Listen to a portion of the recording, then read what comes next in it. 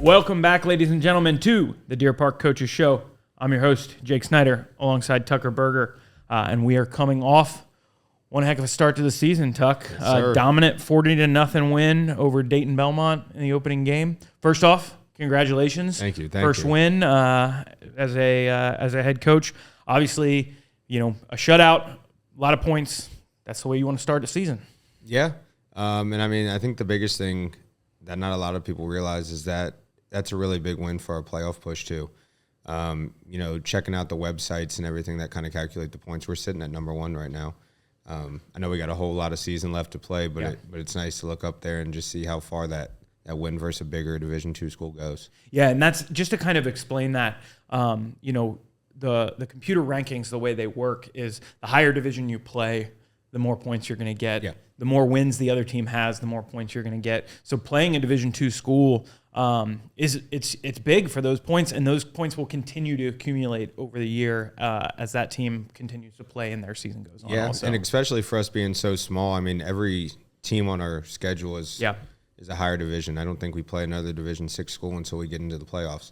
So all those games matter, and they all give us pretty big points. So, any win's big, but this one means a little bit more to me too. But yeah, it's always nice beating these bigger schools. Yeah, and I think for me, I like to take a second, and celebrate moments throughout a season. There's a lot of things that are good and bad that are going to happen throughout a season.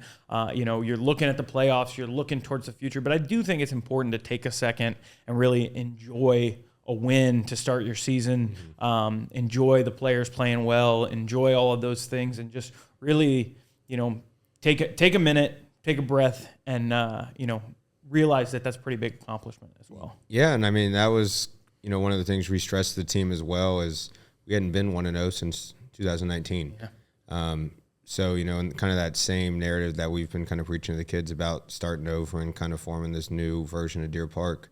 I mean, starting 1-0 is big for those guys. I mean, it's been a while, so just getting off on that strong footing and going from there is huge for us. Yeah, let's break down some film, Coach. So obviously, plenty of offense to go around, and we're going to get to that. But I actually want to start with the defense today. Anytime, and I don't care who you're playing, what you're doing, what the other team's record is, anytime you can put a 0 up on the scoreboard defensively, that's a good day. You're not going to lose many games if you don't give up any points. Huge. So we're going to start on the defensive side of the ball. And as a matter of fact, defensive side of the ball here, not just are we not giving up points, we're going to score points on second defensive drive here. Walk me through. This play was really interesting because their quarterback got removed from the game for this one play here because he didn't have his mouthpiece in. We saw that happen, and we'll talk a little bit about some of the miscues throughout this game later. But there were sure a lot of them. But the quarterback gets removed from the game, and they put in a backup. I heard you on the sidelines. Whatever play you had called defensively, you said, leave it. It's a backup quarterback. We're keeping that. Or maybe it was Greg that was saying that. But you guys kept the call in. What's going on this play right here? So we know, and one thing we noticed in film is that they're a heavy zone team. So we're always looking for them to go zone away from to the side, away from the back. So we get good pressure up front. And, I mean, that ball just takes a really, really nice hop and hops right into Alfred's arms. Yeah. And we work on, a whole lot of tackling throughout the week, but we also do some turnover stuff. And our linebackers have improved so much from our first scrimmage. Rewatching it, you see that Isaiah, who's on that right side, who scoops up the score, he takes a hop, and as soon as he sees that open window, he starts to attack. Instead of running the ball carrier, he runs into the ball, and he takes it to the house. But, I mean, for Alfred, that's a huge play. I mean, he's been a guy that's been around for 4 years, and he's had some ups and some downs. But just to see him kind of contributing on both sides of the ball, and especially on defense right here, I mean, that goes a really long way for him. But, I mean, also our defense. I mean, our defense is averaging right now through both the scrimmage and this first game at least 2 turnovers a game. So, getting those extra possessions and right here getting those extra points really, really helps us out. Yeah, and for Alfred, he leads your defense with 6 tackles in this game. He has a sack as well. Obviously, this fumble recovery there. But for me in this one, it is from a defensive perspective, taking advantage of their miscues. Like you said, being able to scoop and score there. You don't know what happens when you get the ball offensively. Obviously, you'll take any turnover, but to be able to see that hole, like you mentioned, huge moment for Alfred, and honestly, a huge moment in this game as well, because you're up 7-0 already. This kind of broke the game open and gave you that breathing room. Kind of allows everybody to relax just a little bit. Yeah, and that was one thing we really stressed going into the week was we needed to start fast, and our first possession, we came out, forced a 3-and-out. We got the ball back, then we went down and scored, and then this happened. So, I mean, that's starting pretty quick, which is great. All right, we're gonna jump into later in the game here. This is actually comes I believe this is the third quarter or early fourth quarter. But the reason I picked this play out is because I want to talk about a couple of your defensive linemen here. Lucas Brown specifically in this play, but him and Joe Smith combining for 8 tackles and helping with the 5.5 sacks. 5.5 sacks. You have 5.5 sacks in a game. You're going to be in pretty good shape throughout. We're going to look at one of them here. So just walk me through this. So, and I mean, our D-line played great. Yep. I thought we got a lot of pressure. And, we're pretty senior heavy up front between those two and Justin Moore. And they do a good job. So we had a little twist on in the middle, and Lucas does a good job of maintaining that gap control when he comes around. And it's just really nice to see him making some plays. Me and him had a conversation at halftime, and, I told him to get one more series. He kind of hurt his elbow a little bit earlier in the game. I told him one more series. And he got it done on the series. So, I mean, it's just great to see him, being able to contribute this year and making big plays like this. I mean, he takes out 3 or 4 people along with the quarterback. And, I mean, he's just a guy that, he wrecks the game. I mean, he plays his butt off. He plays fast. Every single play he's going 100%. And, I mean, he's really smart about the game too. So him just knowing that he's got to maintain that gap control because this quarterback is mobile. I mean, it's just great, and I think he played really well the whole game. Yeah, the other thing I wanted to point out in this play is if he doesn't make this sack, the push just by your defensive line, the whole defensive line, which is why I picked this play out specifically, the push by the whole defensive line, it was really there all day. And you and I talked in the pregame show about how this quarterback could move. He was mobile. He was probably their best athlete that they had. And you guys were able to get to him and swallow him up for the most part and keep him from escaping and getting to the outside more often than not. In the game. And, the other thing on that clip is down at the bottom, you see number 56, that's Andre Warren. And one thing we really talked about during the week was, our ends, when they pressured, we needed to get to that top side shoulder just in case the quarterback did try to break out of the pocket. So he does a really nice job of going through that shoulder, the tackle, and getting to that shoulder. So, if Lucas isn't there, Andre has the speed to catch him, but also if that quarterback turns to run, he's running right into him. So that's just really good technique from Andre on that bottom side, defensive end. All right, we're going to jump all the way back to the beginning of the game here. Third series now. You're up 14-0. And this play, I want to talk about this kid, and we're going to actually talk about him a little bit more in the offensive side of the ball because you text me one play you wanted to talk about after in this game, and we're going to get to that. But I want to talk about Riley McHugh's interception here because another huge turnover in a moment where, again, you're up 14-0, and you just keep that foot down on the pedal. You get a pick, and it's going to lead to a score. Yeah, and Riley does a great job of just kind of sitting, reading, and he reads quarterback guys, and as soon as he sees them break to throw the ball, he breaks back, and, I mean, that's a heck of an athletic play. It really was. Watching it from the end zone view, he's fully extended to catch the ball, and, I mean, he's doing a great job playing that whip position for us, so more of that boundary safety. And, I mean, he's another guy just like Alfred and just like Lucas who, A, they're a senior, B, who, have contributed a little bit in the past but not a whole lot. So it's really nice to see him just really getting a chance to shine and kind of showing everybody what he can do. Yeah, we'll get back to him. All right, let's flip over to the offensive side of the ball here. First of all, we're going to talk about your quarterback. He goes 6 for 6 passing. Now, for the most part, not completely, but for the most part, you kept him in very successful situations, high probable situations. But he goes 6 for 6, 122 yards, 2 touchdowns. What did you think from a passing perspective? How his game was, and was it what you asked him to do? Yeah, I mean, I think for the first game of the season, we didn't want to put really a heavy load onto him, and being up early, really we're just running our base offense, trying to perfect what we do. Yep.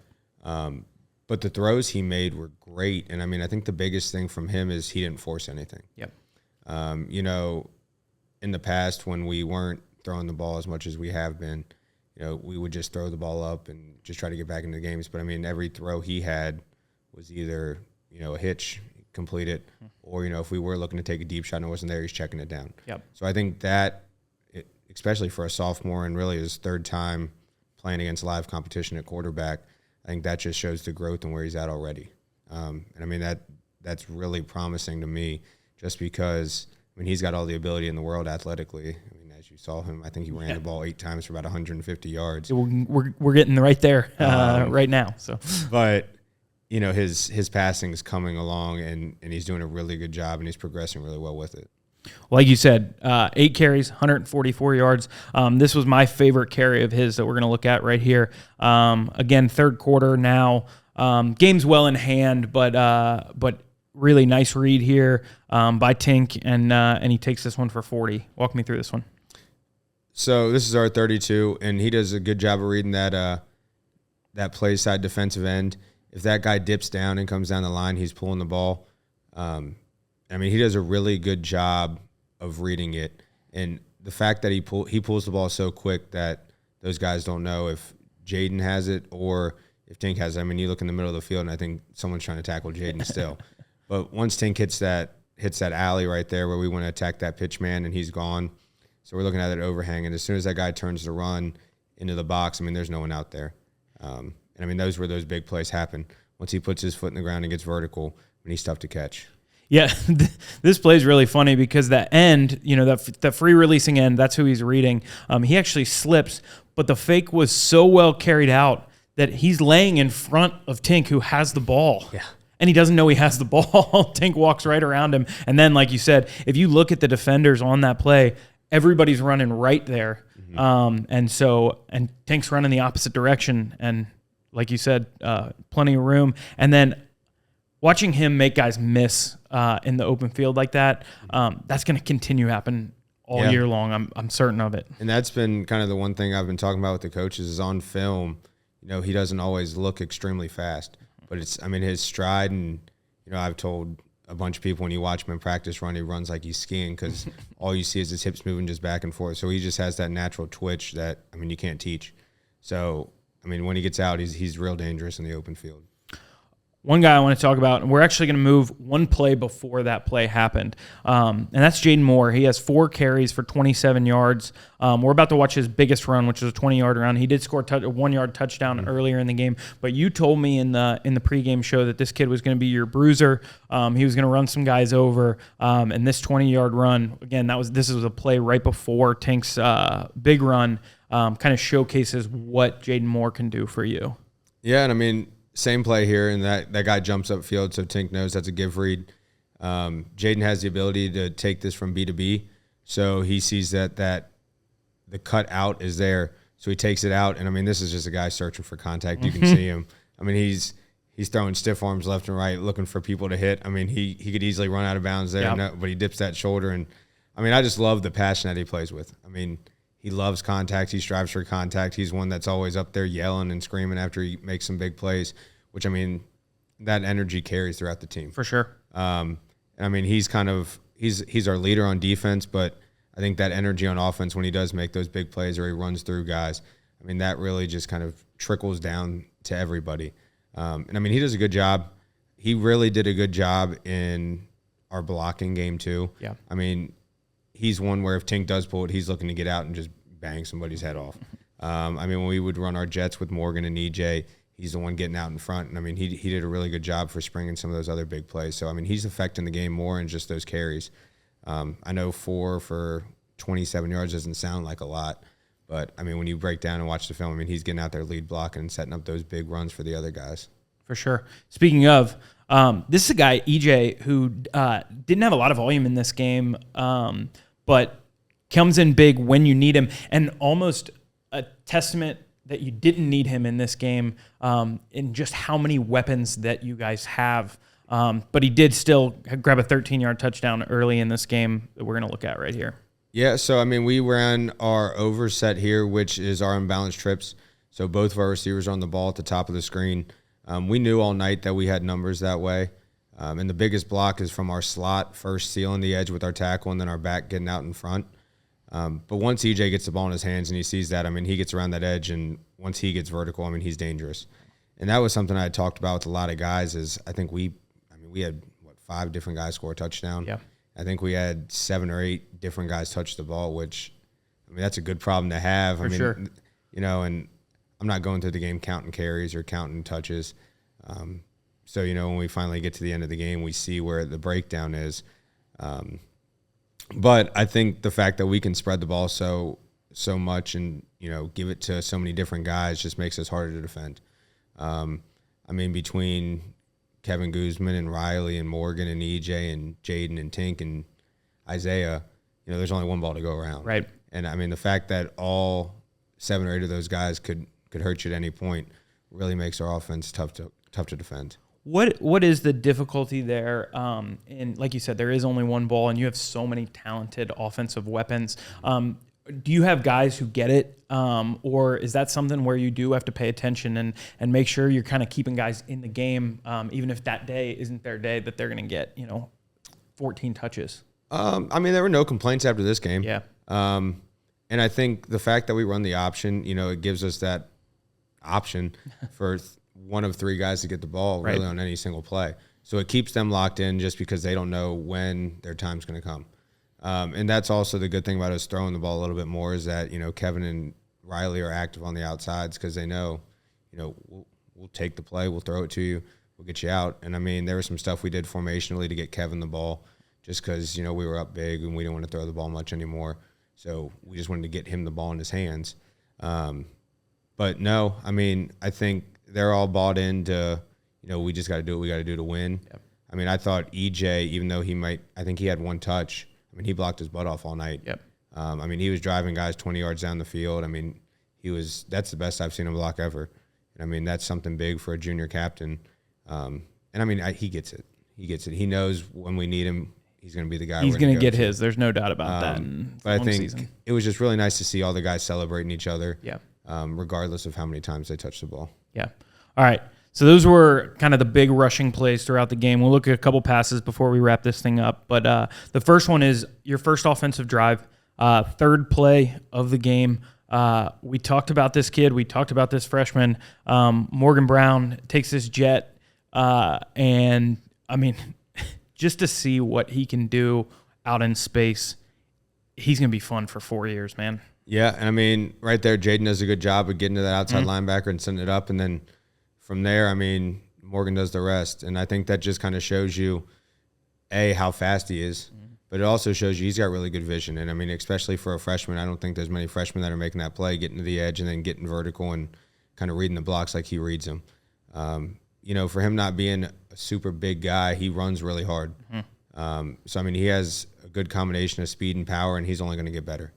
So we're really excited for him, and I thought for his first real varsity game out there, he really put on a show for the people on offense and defense. Yeah, we didn't even talk about his defensive side of the ball, which he played phenomenal as well. The one thing I do want to point out here, though, is the blocking on this play. This play was blocked almost perfectly, but specifically from your outside guys, your wide receivers, your slots. Everybody's working. They're working downfield, which I love to see. You see those guys getting downfield. You look at the end zone right there. Nobody ran to the end zone because everybody's in the end zone waiting for him to score. You love to see that kind of effort. Yeah, I mean, I think that's part of what our skills have come to know. I mean, if you're not blocking, I'm not going to play you. I mean, that's the biggest part of being on our offense is, you know, are you bought in and are you going to put in the effort when you're not getting the ball? And I think, you know, between Kevin, Riley, and even EJ on that outside right there, it just shows that those guys are doing what they need to win. and they're kind of bought into just doing what they have to win. Awesome stuff, man. All right, I do want to mention Kevin Goose did have 2 catches for 28 yards. That really, now that we've pointed out basically the entirety of your offense there, but like you said, there are just so many pieces, so many people are going to get touches throughout the game, so wanted to mention him there as well. The last clip we're going to look at here in this one, like I said earlier, alluded to it a little bit. You text me on Sunday night, and you said one play was the one you wanted to talk about. Yeah. So I'm going to hand this one off to you and say, talk me through this one. So I think right before this is, they had a penalty on 4th down, so we got the first down. And Riley came up to me and he said, hey, my corner's playing inside. And I was like, all right. He's like, throw the fade. I'm like, okay. I was like, I trust you. That's a kid, when he comes up to me and he tells me things like that, I mean, he's a senior captain, so I'm going to trust him. And, I mean, he delivered. I mean, that's a great throw by Tink. Unbelievable throw. He's looking at that corner. Corner's backpedaling. Riley does a good job of getting a little bit of separation, and the concentration to catch the ball and finish the catch is great. I mean, he texted me Saturday night, and all it said is, so we're going to talk about that play call in the coaches show. And, I mean, for him to come out and be confident enough to know, hey, we got this. I mean, I'm going to trust him. I mean, he wouldn't be a senior captain, and I mean, he's worked his butt off up into this point. And I mean, I can't be happier with the progression he's made, but also just the overall, I think, just improvement he's made as a person. I mean, he's a guy that struggled a little bit last year, but I mean, now he's doing what he needs to do, and it's really paying off. And I think for him to come out here in his first game and kind of ball like he did and have those turnovers and have those touchdown catches and things like that go a long way and kind of just propelling him forward throughout the season. Yeah, that's going to do nothing but build up his confidence, build up your team's confidence. It adds such a dynamic thing, just a deep ball threat like that. Again, even if it's just putting on film like that, we've talked about that before, is, you can't just single cover man him on the inside leverage like that, or he's going to beat you. And other teams see that, and it makes a lot of sense. So all in all, like I said, offensively, plenty to take away good from that game. Defensively, obviously, a goose egg is always going to be a win. From a full game perspective, not much that you can criticize, but we're going to. Penalties. Yeah. Obviously, the penalties are something we got to clean up. And, it's the first game. We understand that. It's the first game for the refs as well. They're going to be a little bit more paying attention to the flags and all of those things. But definitely something, as you watch that back on film, that's something you feel like you can clean up, right? Yeah, and I mean, there were a few here and there that, us as a coaching staff may have disagreed with. But there's nothing I'm going to say that's going to change it, and there's nothing the players can say that are going to change it. So I think it's just working on our technique and kind of how can we, block a little bit better, and disguise the holds a little bit better. Get a little bit into the body a little bit more. But I think it's also, what are we doing wrong to where we're getting in those situations where we need to hold. So now I know, our O-line has to move their feet a little bit more. We got to stop reaching and grabbing. We have to have a pretty solid base when we go to make these contact things. There are some other penalties that weren't necessarily holds, and they're just things that you need to talk about. I mean, maybe a late whistle on a blocked PAT. That's something, you're playing till the whistle, so I can't get mad at someone for doing that. There's a taunting penalty where you just stick your arm up but you don't say anything. I mean, that's another thing where it's just, hey, just wait till you get in the end zone. We can live with it. About 5 yards away. You can wait 5 yards. Mm-hmm. But that's kind of been one of the things we've stressed this week is, when we go out and play, we're really playing ourselves. We can't control what the other team calls. We can't control what the other team does. We can't control how the other team acts, but we can control ourselves. We can control our calls. We can control our actions. So it's really just competing against ourselves and doing what we're supposed to do and executing our things and our plays and, just taking care of our own business. All right, well, we turn everything towards next week now. It's a Saturday game. It's first game on the road. Yep. Shroder coming off of a huge win over Norwood last weekend, 46-16. Mm-hmm. Norwood happens to be your week 3 opponent. What do you see on film from Shroder, and what challenges do you anticipate from them? Yeah, so Shroder's head coach actually coached. He was here my first year. So I know Sellers really well over there. And we've texted back and forth throughout the summer and some this week. And he does a really good job over there. So I know those kids are going to be ready to go. I know they're going to be ready to play because I know this game means a lot to them. But really, they got a bunch of athletes on their offense and their defense. Their offense line's big. You know, if they get a hold of you, you're going to go for a ride because they're some strong kids. They have a really, really good quarterback. And, I mean, I was talking to Sellers the other day about him. I mean, he looks so much improved from last year. Throwing the ball, scrambling, he's one that we got to keep our eye on because if we can keep him in the pocket, you know, that kind of slows down their offense a little bit. On the outside, they got a bunch of receivers. I know they got a receiver right now that's up for Player of the Week. He had a really good game against Norwood. I think he had about 8 catches for over 150 yards in a score. So they're really dynamic, and that's just something we got to be ready for. Yeah, absolutely. Quick scheduling note on that game. That game time has been changed from 3 p.m. to 4 p.m. now on Saturday. It's a Saturday game on the road here. That's going to wrap up the Deer Park Coaches Show for this week.